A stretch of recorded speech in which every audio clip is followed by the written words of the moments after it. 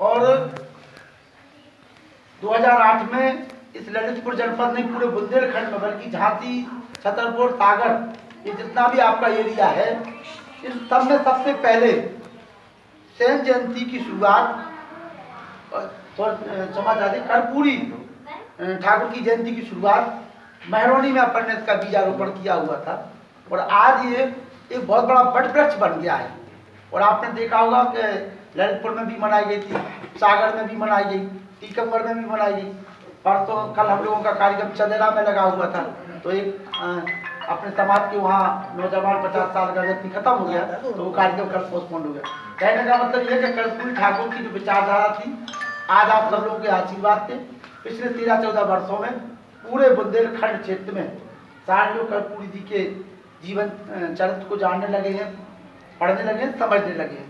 और ये काम सबसे पहले महरौनी में अपने द्वारा किया गया था। तो हम चाहते हैं कि सभी लोग जननायक कर्पूरी ठाकुर जी के जीवन को पढ़ें, उससे प्रेरणा लें और अपने आप को समाज और राष्ट्र की जो मुख्य धाराओं से जोड़ सकें। तो ये 16 फरवरी को आप सब लोगों को ललितपुर पहुंचना है और उसी के लिए आज यहाँ बैठक रखी गई है। अब हम करना क्या चाहते हैं? हाँ, इन बैठकों के द्वारा, इन आयोजनों के द्वारा, और इनसे हमें क्या मिलेगा? बहुत से लोगों के प्रश्न रहते हैं। जैसा कई सदियों से ये मीटिंगें होती चली आ रही हैं और होती चली जाएंगी, अभी तक हमें कुछ मिला ही नहीं है। इनसे क्या लाभ होता है? तो मैं कुछ चर्चा आपके बीच में करूंगा, फिर आप लोगों के विचार लूंगा।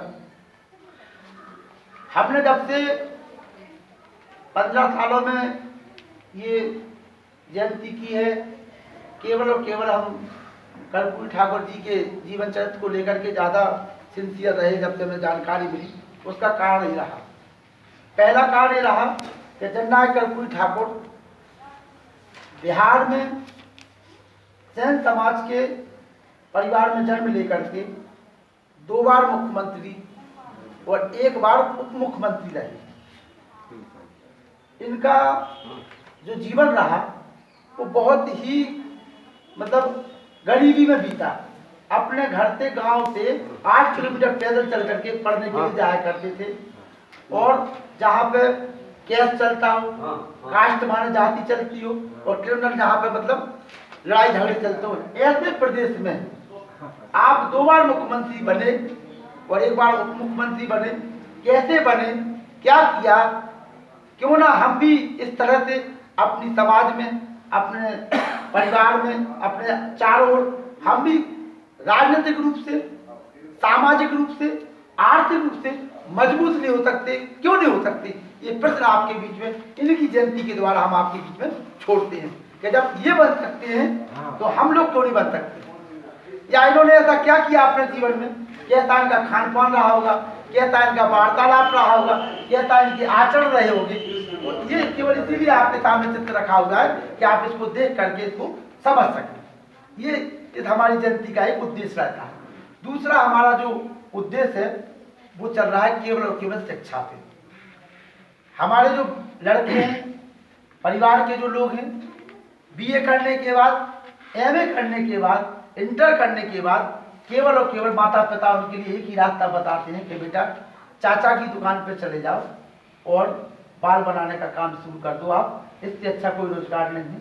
और हमारे बच्चे, हमारे भाई वो काम जा करके पकड़ लेते हैं और उसके बाद जीवन में फिर वो जाके कभी भी आगे नहीं बढ़ पाते। क्यों? क्योंकि उनको वहाँ उनका जो लक्ष्य था वो वही दुकान तक था और वो दुकान में परिपक्व हो गए और शाम को 200 और 500 रुपये लाने लगे, उनका लक्ष्य पूरा हो गया और उसके आगे नहीं बढ़ पाते। एक छोटी सी 2 लाइनें सुना करके हम इसको आगे बढ़ाएंगे। एक राजा के पास में 2 बाज थे, तो जब वो उनको उड़ाता था तो ये क्या करता था सुनील भाई कि आसमान के काफी ऊंचाई तक जाता था, दूसरा उड़ता था और जाकर के एक पेड़ पे बैठ जाता था। वो लंबी ऊंचाई तक नहीं उड़ता था। काफी समय हो गया, राजा ने कहा कि दोनों एक साथ के, एक आसमान को पूरा दूसरा जाकर के पेड़ की डाल पे बैठ, क्या कारण है? तो उसने फिर तमाम जानकार लोगों को बुलाया, सब लोगों ने अलग अलग कुछ किया। तो उसी में से एक जानकार हमारे कीरत सिंह मीडिया जैसे दाऊ में लगे, तो बोले राजा साहब क्या बात है? बोले हम इसको उड़ाते हैं और ये आसमान को छूता ही जाके डाल पे बैठ जाता है। तो सबसे पहले की जाता है, मैं क्या करूँ, उजाल को काट जब डोबे जाके बैठो, फिर उनको उड़ाया गया, उसने उड़ाया और फिर भी दोनों आसमान को चले गए। राजा ने पूछा कि क्या किया था, तुमने क्या करो ये? तो बोले हमने कुछ नहीं किया। उसकी जो सोच थी, उसकी जो आदत थी, वो केवल थी कि हमें इससे आगे जाने नहीं। और जब वो डाली नहीं बची तो फिर उसने रास्ता आगे चुना। इसी प्रकार से अगर हमारे बच्चों हम उनको बता दें कि आपका ये लक्ष्य नहीं है और आगे भी कुछ है, तो फिर वो सोचेंगे और आगे बढ़ेंगे और बढ़ सकते हैं। पिछले साल जो लड़के हमारे बीए किए हुए थे, इंटर किए हुए थे, उनको हमने पहलवान गुरुदीन कॉलेज से ला कराया, वकालत कराई। एक लड़का चूंकि वो आ नहीं पाया, आपके यही इसी क्षेत्र का है, पहलवाड़ा कहाँ का है, बलराम से एडवोकेट।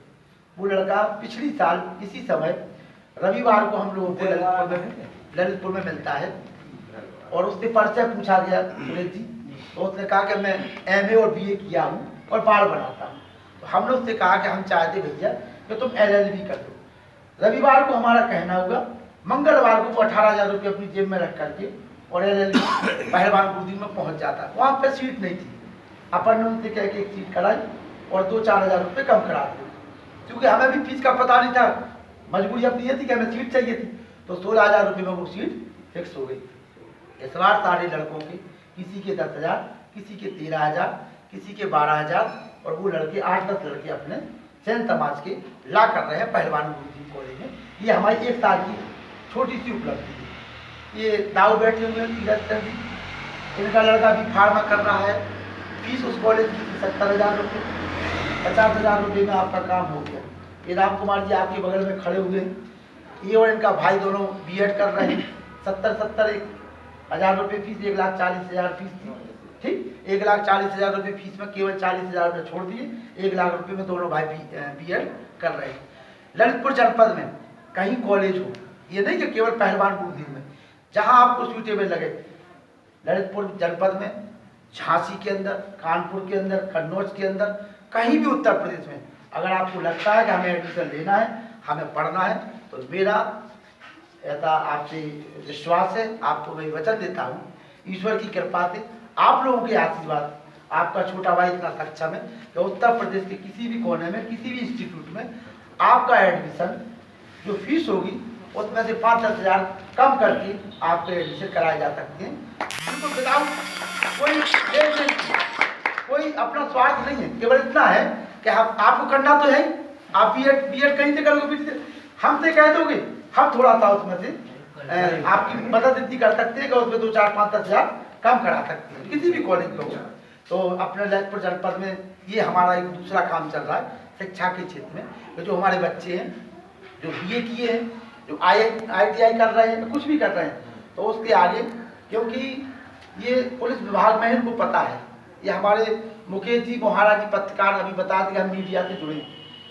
लोकतंत्र का जो चौथा स्तंभ है मीडिया, एक ऐसी चीज, चूंकि मैं 11 वर्ष तक पत्रकार भी रहा, तो पत्रकार से हमारा हौसला इतना बुलंद रहता था कि ललितपुर जनपद में कहीं भी, किसी भी थाने में, किसी भी अधिकारी से हमें बात करने में कभी झिझक नहीं रहती थी और हमारे लोगों का काम जी गोया हम करा लेते थे। तो हम चाहते हैं कि जो लोग भी साइड में कुछ काम कर रहे हैं, उसके साथ साथ आप किसी भी न्यूज़ चैनल से, किसी भी उससे कम व्यय करके, आप व्यय मत करिए।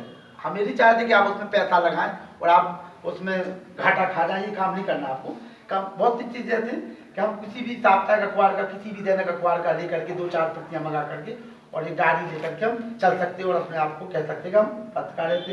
कई लोग थाने में आते हैं, फील्ड जानते होंगे, इसके लिए महाराज जी हमारे जानते हैं। LLB के लिए हम क्यों आपको प्रयास कर रहे हैं, क्योंकि आप कुछ कर पाए या ना कर पाए। अगर आपने काला कोट